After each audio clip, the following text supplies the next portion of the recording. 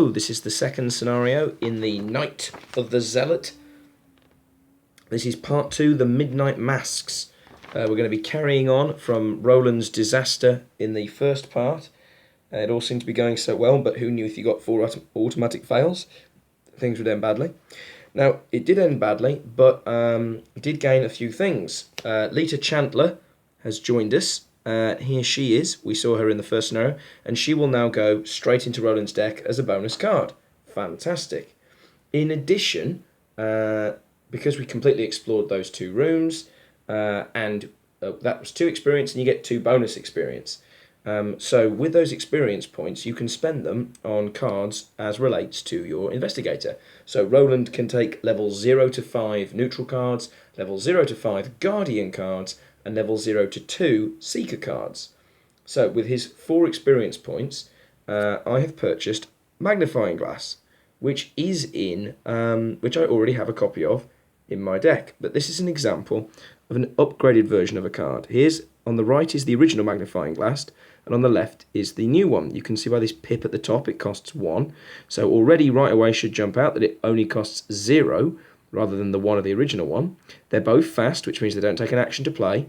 They both give you +1 investigation while investigating. However, the upgraded one has a fast action. If there are no clues at your location, you can return magnifying glass to your hand. So it means that I'll have more flexibility with my hands, potentially. It's cheaper, and I could always, in theory, possibly have 2 of them out at one time. So I'm actually going to keep the original magnifying glass in my deck as well. Obviously, if I'd had 2 copies of the original magnifying glass and then bought the upgraded one, you can only have 2 cards of exactly the same name in your deck, so I'd have had to ditch one of them. But I only have 1 copy, so there we go. I spent my other 3 experience points on the Elder Sign Amulet, which is a 2-cost neck slot item, which is a good addition for Roland's deck because he doesn't have a neck slot in there. And it simply gives you 4 horror that can be absorbed. Now, bearing in mind that Roland only has 4 horror actually left because of the mental trauma he suffered in the last scenario, if I could have, I would have taken 2 of these, because this is going to be so essential in keeping him alive. Now, putting those 2 cards in, LOTR doesn't count as a bonus card, and obviously the original magnifying glass was already in there. I had to take some cards out. So I've taken out Working a Hunch, because it lets you spend 2 resources to discover a clue. I've got to lose something, and I just couldn't see myself really doing this. And I've also taken out Dr. Milan Christopher, who, while very good, now I've got LOTR in the deck. That's 1 more ally, and she's a persistent ally that I want to stick around. I've got that extra magnifying glass to kind of help me with investigate, so something's got to go, and I don't see myself paying 4 for Dr. Milan when I could, in theory, have LOTR as a 0-cost ally who will help Roland do what he wants to do. So those have gone into the deck along with a random weakness. So in theory, my deck is better now than it was before. Of course, realistically, those are 3 cards in a now 34 big deck. I could very easily not see them. But maybe I will. So, right. Now this scenario, as you've probably already seen, has got quite a little bit of difference to it. I've gone for a slightly different setup to try and fit everything in shot. I'll read you through the fluff, and then we'll get into the actual mechanics of the setup. So, as with the first one, this might go fairly long, but the setup of these scenarios is very important. If you don't do that right, you're not really going to be playing it right at all, and that will leave a really bitter taste in your mouth if you lose, and a bitter taste in your mouth if you win. So, this is part 2, the Midnight Masks, and you can see in the campaign guide, it's got different intros to read depending on what happened in the first part. So it says, check the campaign log. If LOTR was forced to find others to help her cause, read intro 1. She wasn't. She helped me. I helped her because I ran away from her. In the wake of the disaster at my home, LOTR Chandler, the red-haired woman who, from my parlour, lays out a tale that, even in the light of what I have just witnessed, strains the limits of my belief. The creatures in your home, she claims, are called ghouls, cruel beings who plague the crypts, caverns, and tunnels beneath the city of Arkham. These creatures feed on the corpses of humans, and they are served by a dark cult within Arkham, whose members have inexplicably come to worship the ancient masters of the ghouls. This cult has been killing innocent people and feeding them to the ghouls, satiating a monstrous hunger. A dark balance was maintained until now.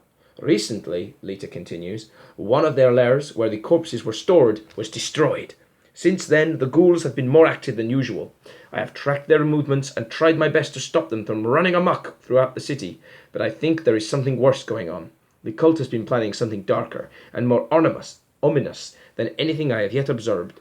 Indications are that this plan will come to fruition tonight, shortly after midnight. Beyond that, I cannot fathom what to expect. Many of the cultists, Lita continues, will seem like everyday people, despite their foul intentions. Whenever the cult meets, its members don masks shaped like the skulls of various animals to protect their identities from one another. These masks are our mark, symbols of death and decay. We must unmask the cultists to expose and derail their plans. We have but a few hours. The more cultists we find before midnight, the better. So, set up. I've got all the cards together. In addition, there's a cultist deck just off here, face down, who I'm sure hopefully will come up.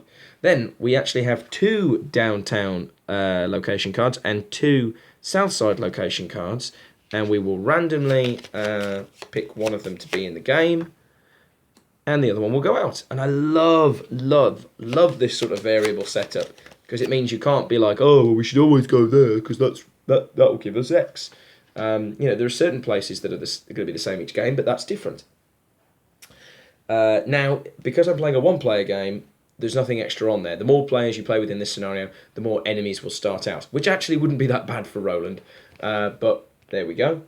Now I have to check my campaign log. My house did not burn to the ground, so it starts on the board, and that's where I have to start. Then, also because the Ghoul Priest is still alive, I've had to shuffle him into the encounter deck, so he might come back out. And that is everything that's on there. So now let's go to the agenda. Oh, actually, tell you what, let's have a look at the what the special tokens will do on this one. So we're playing on standard difficulty, -X, where X is the highest number of doom on a cultist enemy in play. -2, place 1 doom on the nearest cultist enemy. -3, if you fail, place one of your clues on your location. So, all suitably horrible. So, the agenda. 1A, Predator or Prey. Lita seems convinced of the conspiracy within the city of Arkham. She believes that a secret cult serves the ghouls that live in the crypts beneath the city, and that several of the ghouls' prominent members are scattered throughout Arkham. As I begin searching for them, I can't shake the feeling that I, too, am being hunted.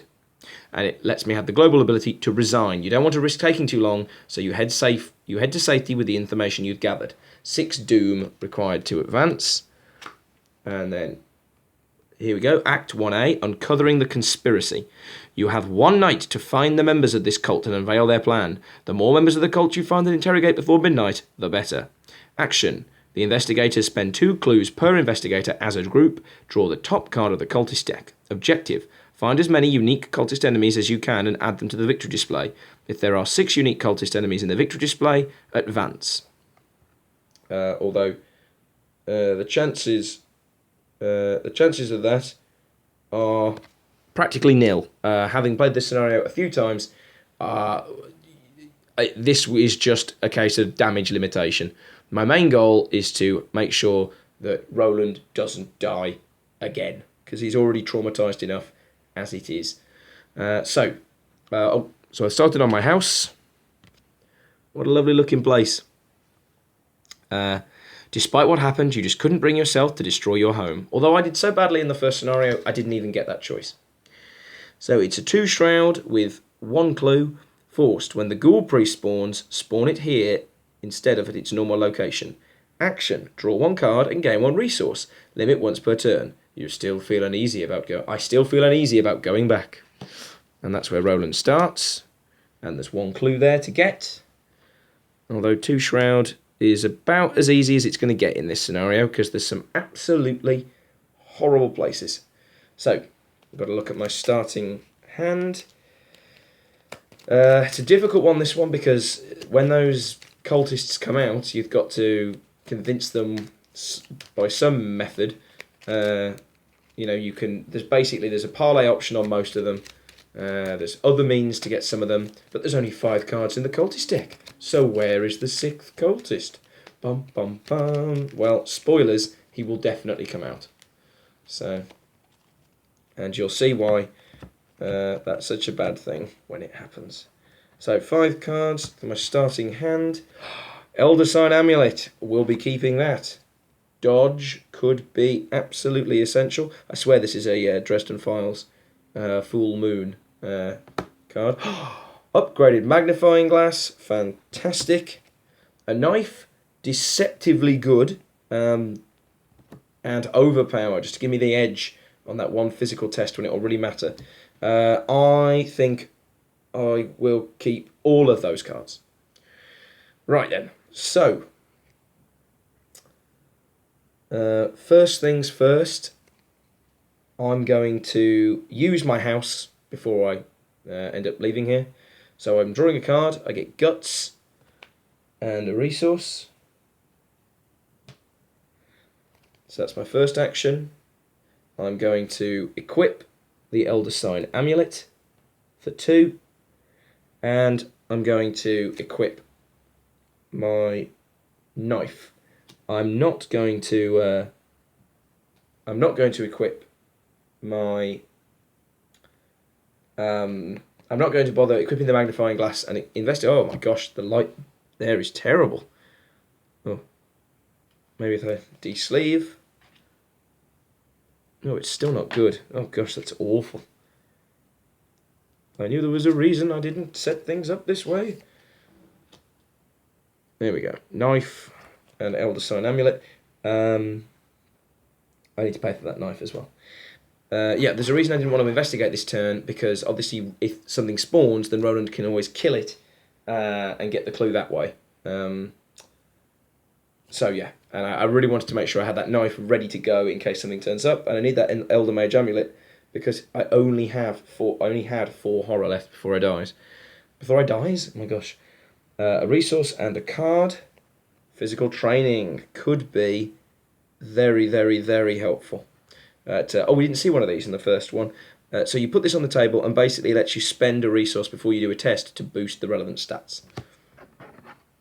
Can be absolutely fantastic.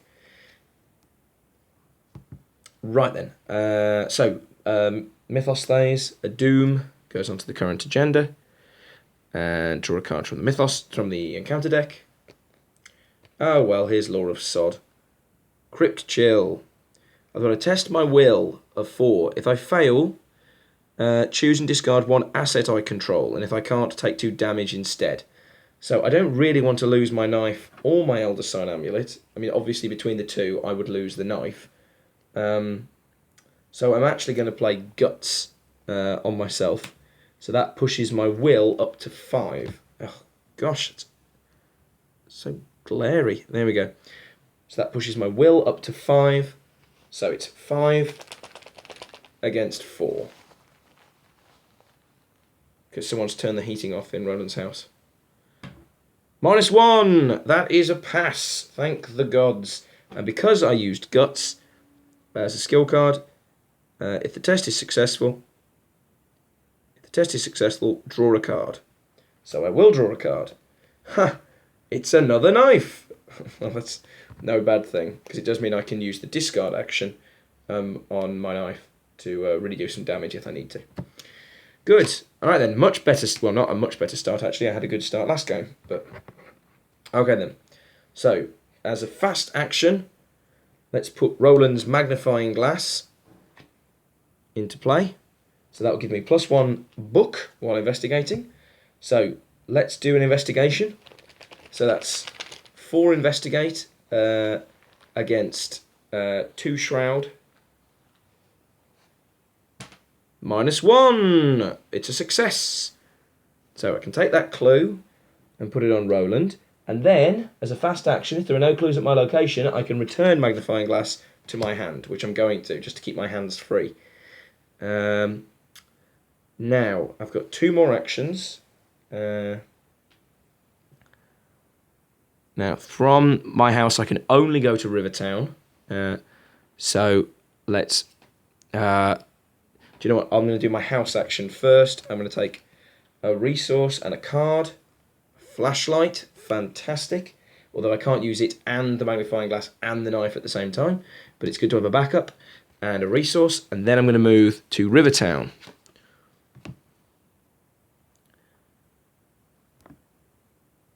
So, Rivertown, the banks of the Miskatonic.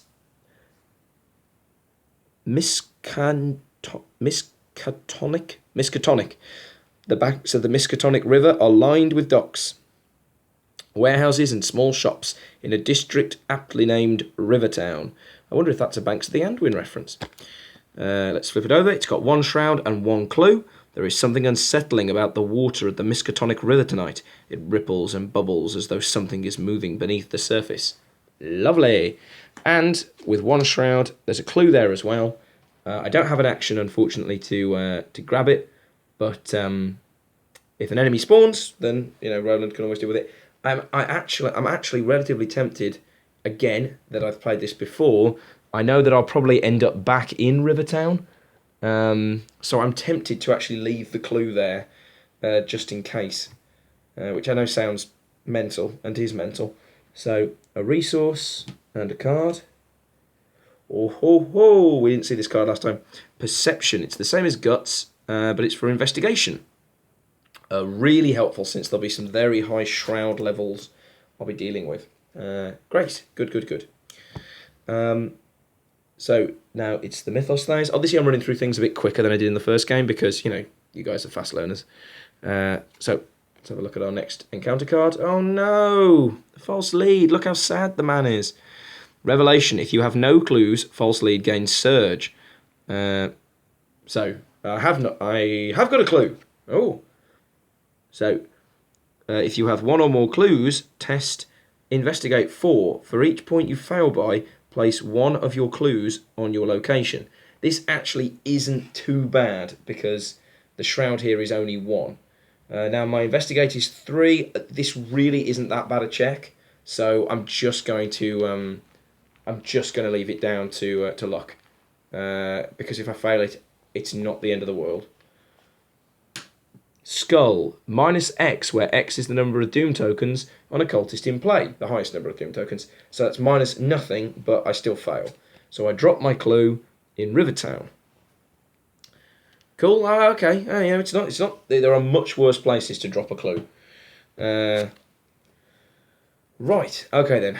So I've got my actions. Let's put my magnifying glass back into play for free. Let's investigate to get one of these clues back that we just dropped, because then we can leave the other one here potentially.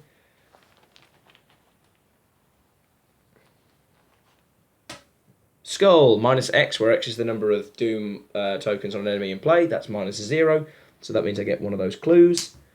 Right. Then I'm going to move from Rivertown. And I don't usually go in this direction, so let's mix it up. I'm going to go to East Town. So East Town has one... Oh, sorry. Fluff. Goodness gracious, Roland. What are you doing? You madman. And importantly, art as well, because it's beautiful. The East Town neighbourhood, situated on the northern banks of the Miskatonic River, contains lower-class housing, the Arkham Police Station, and popular eateries like Velma's Diner. Hooray, the police! Roland, go and get some help. 2 shroud, 1 clue. While you are in East Town, reduce the cost of each ally asset you play by 2. I really feel like the way to actually win this scenario is to almost remember what all the locations do, apart from the 2 wild ones, of course. For instance, I don't have an ally in my hand, so that ability doesn't help me at all. So there's a clue. Again, I'm going to follow Roland's rule of I'm not picking up the clue now. What I am going to do is I'm going to play physical training, and I'm going to de-sleeve physical training. Just look at that art. I actually think this might be some of my favourite art in the game. Man, it's so cool. So that just gives me a little bit more flexibility in case I need to push will or might checks. And it doesn't take up a hand slot in the same way that a knife or a flashlight would. Great. Okay then. Cool. Nothing else. No enemies. Draw a card. Oh, ho, ho, the machete. Right. So this is an absolute beast. So fight, you get +1 to the attack, just the same as the knife. And if the attacked enemy is the only enemy engaged with you, this attack deals +1 damage. Cuts through vines, underbrush, and tentacles equally well. So basically, if we compare it to the knife is +1 fight for the attack, or discard the knife, you get +2, and it deals +1 damage. So the machete doesn't have the +2 discard option, but if it's the only enemy you're fighting, that you're engaged with, then you're doing more damage. So basically, what I can do now is the next time I'm fighting somebody, I will probably throw the knife away with the mind of equipping the machete in the future. And then machete can come into action. Okay, cool. Of course, I'm now never ever going to find anything to kill. I say that now. I'm going to draw an absolutely horrible beastie, and I know there's at least one horrible beastie on his way. So, Mythos card, encounter card. Oh no! Obscuring fog. So, we didn't see this last time. Revelation, attached to your location, limit 1 per location. The attached location gets +2 shroud. After the attached location is successfully investigated, discard obscuring fog. Right, so basically, there's no point now me bothering with East Town. There's only one clue there anyway. I'd be better off leaving it there, not wasting my time on a 4 shroud location, I think. Right, so we're going to go from East Town, and we can go to Rivertown, or we can go to downtown. So let's go downtown. Downtown. Sorry. Right then, let's get that art. Oh, it's so good. The downtown area of Arkham is filled with government buildings, including City Hall, the First Bank of Arkham, Independence Square, and Arkham Asylum. Oh, that sounds a nice place. Can also be found in this area. It is the busiest district in the city. Action. Gain 3 resources. Limit once per game. 3 shroud, 1 clue. We'll call this alone.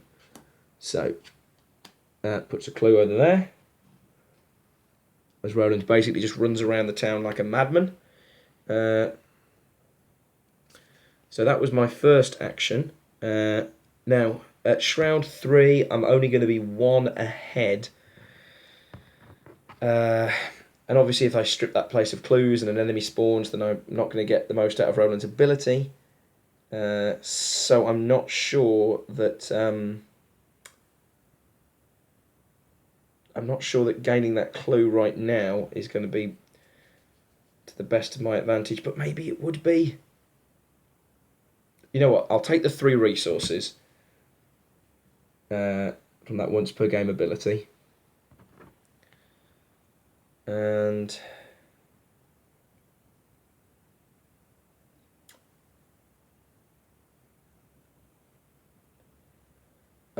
shall I give it a go? Shall I get rid of the flashlight to do it?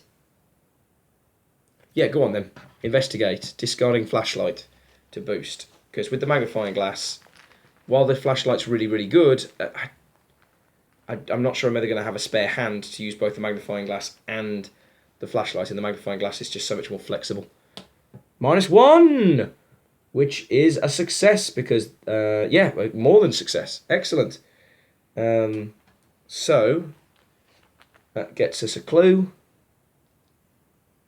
And then it's an action to spend those 2 clues. So I moved, took my 3 resources, and investigated. Super. Oh, and now there's no things at my location, so I'll bounce the magnifying glass back into my hand. Hang on, let me just check my hand size. 1, 2, 3, 4, 5, 6. Yep, cool. Right, card and a resource. Oh, Unexpected Courage. Another Lord of the Rings reference. And it's not as awesome because Unexpected Courage is practically broken, but it's basically like the other skill cards, except they're wild skill icons, so they can be used on any check, but it doesn't have the benefit of draw a card if it's successful, but it's far more flexible. Amazing card. Can't see how this isn't going to be in the game forever. And a resource. Puts a Doom onto there. Draw the next Mythos card. Yes! An enemy! Roland is overjoyed. So it's an acolyte. It's got 3 attack. It's got 1 health. It's got 2 evade. It's a humanoid cultist. Spawn at any empty location. Forced after the occult acolyte. Oh my god! After acolyte enters play, place 1 doom on it. So if I don't get rid of this, then it's going to keep being it's going to keep the doom advancing. So I'm going to pop it down here, because I can always run straight back there. Although, irritatingly, if I pop it on there, then it's going to mean I'm going to be backtracking quite a bit. Where can I go from downtown? I can go to East Town or North Side. Let's put him in North Side. And then we'll go to North Side and we're going to kick the snot out of him. Excellent. Right, Roland. Yeah, I'm feeling pumped up here, Roland. Right. So, let's get our machete on the go. So that because if you equip items when enemies are fighting you, they're going to hurt you. So that's one action. Let's move to North Side, where there's a pesky cultist. So, North Side. North Side is a commercial district that contains many offices and factories as well as the train station. So the cultist came in by train. It's 3 shroud and it's 2 clues per investigator. Spend 5 resources, gain 2 clues from the token pool. Group limit once per game. In North Side, nothing gets people talking faster than a bit of dough. And it's got a victory point. And with 2 clues here, it will mean that Roland can always pick up the clue from hopefully murdering this guy, and then still have a clue on the location in case an enemy turns up. Right, so now I could discard Roland's knife, and I'm very tempted to do so because I'm going to need a free hand anyway. So I'm going to discard the knife, so that gives Roland because I'm the only because I've moved into a location with an enemy, that enemy engages me.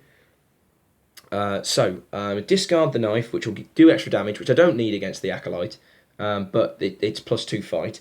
So that takes me up to 6 against 3. Now I could spend on physical training to guarantee this, and do you know what? I actually am. So now it is 7 on 3. Oh, come on, game. God in heaven. Auto fail. What a load of absolute twaddle. How frustrating that is. Man, that was the only thing in the bag that did that. The only thing in the bag. Man, that's annoying. Okay. Well, that was an unmitigated fail. Poop. So, gain a resource. Draw a card. Ooh, very, very good, though. Good card. Evidence. 1 cost event. Fast. Play after you defeat an enemy, discover a clue at your location. So the next time I kill an enemy at North Side, I could hoover up both those clues. Right. But then a doom goes onto the agenda, and because of the doom that's left on the cultist, it advances the agenda. So, welcome to the other side of it. It's the Masked Hunter, silently stalking. 4 fight, 4 health, 2 evade. He's a humanoid cultist elite. He spawns engaged with prey, and he will prey on the person with the most clues. He's a hunter, so he'll keep following me, and he gets +2 health per investigator, so he's got 6 health. While I'm engaged with him, I cannot discover or spend clues. And he is engaged with me, and that means I can't use Roland's ability until I kill this guy. And I can't spend the clues that I've got until I kill this guy. Cool. Right. Oh, and then we're on to the next one here. So, side 2A. Time is running short. The minutes pass quickly as your investigation continues. Resign. You don't want to risk taking too long, so you head to safety with the information you gathered. 8 doom, although 1 doom is already there because of that cultist. Right. Okay, then. So,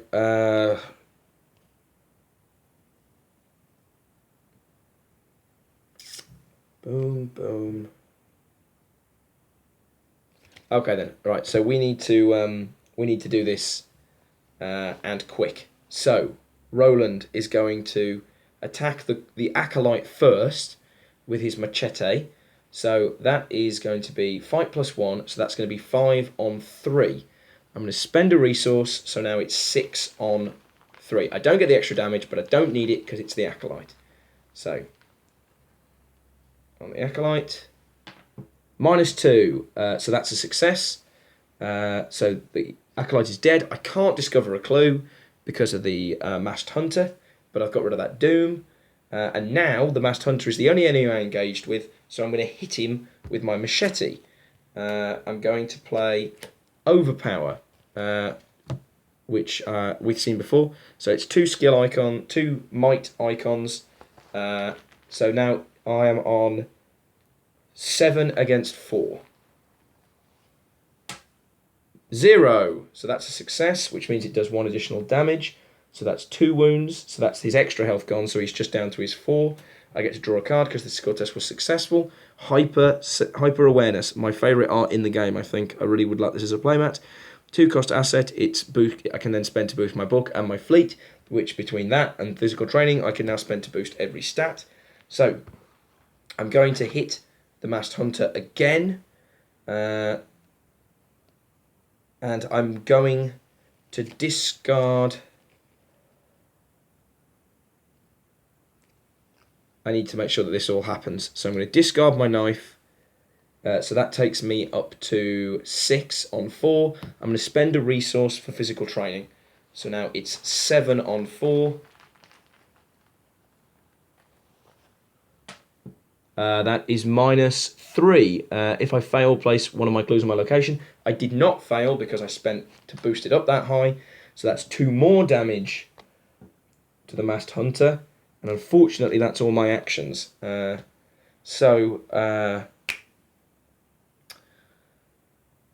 really praying another enemy doesn't spawn here. I'm not going to lie, it will make me very, very sad. And who likes to be sad? So the enemy phase, he hits poor old Roland, doing 2 damage, and then the horror that he would do, I'll put onto my Elder Sign Amulet. Because that's what it's there for. Right, then I get a resource and a card. Oh, come on, man. When it rains, it pours. Treachery. So this is my personal weakness. It's a cover-up. Revelation. Put cover-up into play in your threat area with 3 clues on it. When you would discover 1 or more clues at your location, discard that many clues from cover-up instead. When the game ends, if there are any clues on cover-up, you suffer a mental trauma. So, when I defeat enemies from now on, instead of gaining clues, I'll be removing them from this mental trauma, from this cover-up. And if I don't get rid of them all, mental trauma, which means a second mental trauma for Roland. So this is bad. I wish I hadn't got rid of that flashlight, but if wishes were fishes. Oh, gosh. Gosh.